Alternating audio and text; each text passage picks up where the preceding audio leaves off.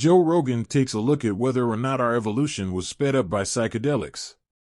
Goes into actually the evolution of human consciousness. And Terrence McKenna was a good friend of mine. I love Terrence. I especially loved him the last 5 years of his life because he made fun of himself so much. Terrence, people took Terrence way too seriously in many levels, but as his brother Dennis, which I think has been on your show a couple times. Yeah, Dennis is a great, love that guy. Great ally, great scientist. But Dennis said even if 10% of what Terrence said was true, it's friggin' amazing. And Terrence and Dennis both came up with a Stoned Ape Theory. Now it's not a theory; it's a hypothesis. A hypothesis is speculative, but cannot necessarily be as not yet proven. A theory is a hypothesis that has been tested and proven with facts. So I disagree with them in saying it's not a theory; it's a hypothesis. But the hypothesis of the Stoned Ape, which I think you've alluded to before, is that with climate change and as the savannas increase and our primate ancestors came out of the forest canopies, they're tracking across the savanna. And if you're a hunter, what do you look? You look for footsteps and you look for scat. And the most significant fleshy mushroom going out of poop in Africa, hippopotamus, elephant, deer, antelope, etc., is Psilocybe cubensis. It's a very large mushroom. You're hungry. You're with your clan.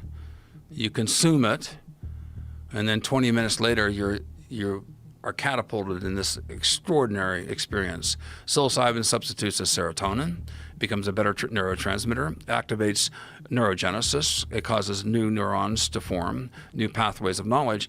So that's the Stoned Ape hypothesis, and it speaks to a mystery that the human brain, basically the brain cavity doubled in size in about 2 million years. Some people say it's less than 200,000. Homo sapiens less than 200,000 years? Yeah. Homo sapiens arrived 200,000 to 300,000 years ago. That's a big gap, right? It's a big gap. Well, the science is like that. So you want to be scientifically accurate here, I need to show the extreme margins of what's been estimated. So if we accept 2 million years that and it's been shown in the fossil record, this is true. The oldest Homo sapien fossils are 300,000 years old now. But we have a suddenly doubling of the human brain. And with that, our language centers increased, our ability to prognosticate, to plan. And there's no explanation for this currently. And even though we may not be able to prove it, I ask people to suspend their disbelief for a second. Now think of this. Our primate ancestors are going across the savanna.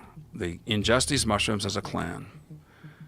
Massive input for anyone who's eaten these mushrooms. Huge amounts of data is coming in. Fractal patterns, geometrical, landscapes occur. You have empathy. You have greater courage. You're fighting a saber-toothed tiger. One day you have a fear of it.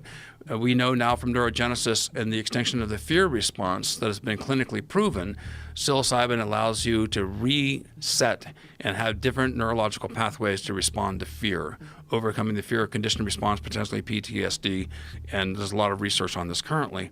But this wouldn't happen one time with one hominid group. It wouldn't happen 2 times, 10 times. It happened millions and millions and millions and millions of times over millions and millions of years. This leads to what I think is called, this should be called epigenetic neurogenesis. We know that there's a regeneration of neurons. We know that psilocybin substitutes the serotonin. It opens the floodgates of the senses. You have a lot more data coming in. And we know that you have the extinction of the fear response. So if you're the leader of your clan, you've had this traumatic event, either war or cataclysm from earthquakes, whatever the case may be, or encounter a saber-toothed tiger, whatever. If you're the leader of that clan and you can overcome your fear response, you have courage and you have empathy. Those are leadership skills. I think people should take note of it. People like to follow leaders who are courageous and yet kind, who they can trust. They'll have their best interests in mind. So I think this propelled, I think it's a very good explanation. It's an unprovable hypothesis. But now we're at a junction and we're ready for the next quantum leap in human consciousness. I think psilocybin should be looked upon as a nootropic vitamin. And there's a huge amount of interest in this. Johns Hopkins University, as you probably well know, New York University, UCLA, elsewhere in Europe, there's major clinical studies that have been conducted in the past 2 years showing exactly what I'm saying about overcoming fear response, neurogenesis, overcoming PTSD. This is now medically quite seriously considered and something that I think that we should explore under controlled settings. I'm not into partying with psilocybin mushrooms. Damn. You're going so good. I can understand the Ari urge. Shafir's going to be here in an hour and a half, and he's the creator of Shroom Fest. He's going to be very upset with your idea that you shouldn't party with it. Well, I think there's greater benefit to Well, yourself, I agree with you. I'm yourself joking around. and humanity. I think these are serious tools.